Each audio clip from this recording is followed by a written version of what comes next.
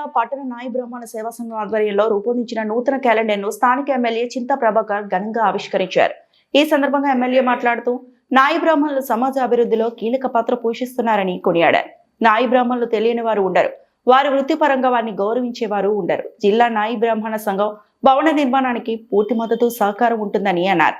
ప్రస్తుత ప్రభుత్వం తీరు ఏ విధంగా ఉందో మనం అందరం చూస్తున్నాం. అలవి కాని హామీలు ఇచ్చి అధికారంలోకి కాంగ్రెస్ వచ్చింది. కాంగ్రెస్ పాలన పోవాలని, బీఆర్ఎస్ పాలన కావాలని ప్రజలు కోరుకుంటున్నారు. బీఆర్ఎస్ ప్రభుత్వం వస్తుందని పూర్తి విశ్వాసం ఉంది. వృత్తిపరంగా లేవనెత్తిన అంశాలను అసెంబ్లీలో ప్రస్తావిస్తానని ఎమ్మెల్యే పేర్కొన్నారు.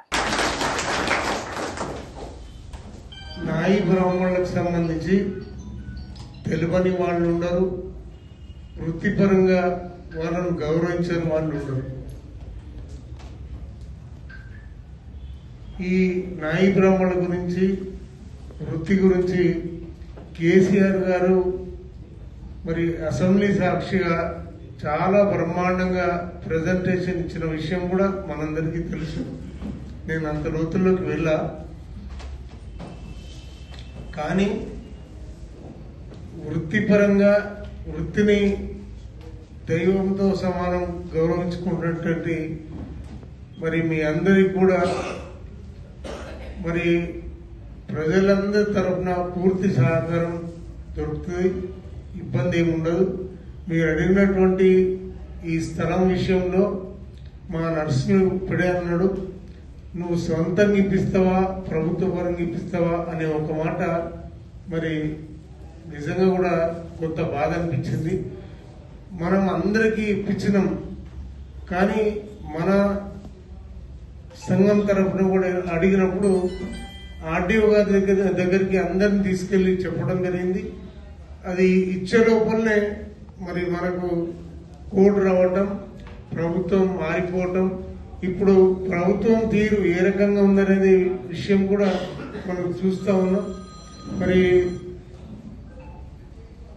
ఇస్తామని ఆశలు చూపించి ఎన్ని ఆశలు పెట్టి ఈరోజు అధికారంలోకి వచ్చిండ్రో ఈరోజు ఎన్ని అమలుతున్నాయి అనే విషయం మనందరికీ తెలుసు. నేను తెలియని విషయం అంటూ మీకు ఏది ఉండదు. ఆ లోతులకు వెళ్ళి ఇంకా నేను ప్రభుత్వాన్ని విమర్శించే పరిస్థితి రాకుండానే మనం సాధించుకోవడానికి మన ప్రభుత్వం మళ్ళా వస్తుందనే పూర్తి విశ్వాసంతో మరి మనం అన్ని చేసుకోవచ్చు.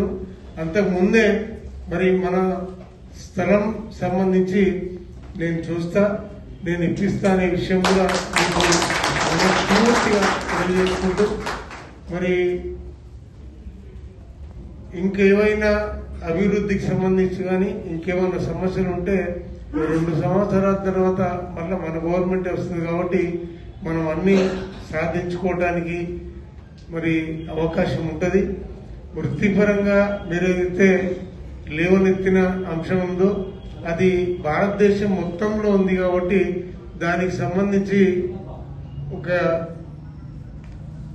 ఇష్యూ అయితే కంపల్సరీ కలెక్టర్ గారికి అదే రకంగా అసెంబ్లీలో మాట్లాడటానికి మరి అవకాశం తీసుకొని మాట్లాడతాం. మరిన్ని అప్డేట్స్ కోసం మా ఛానల్ ని సబ్స్క్రైబ్ చేయండి.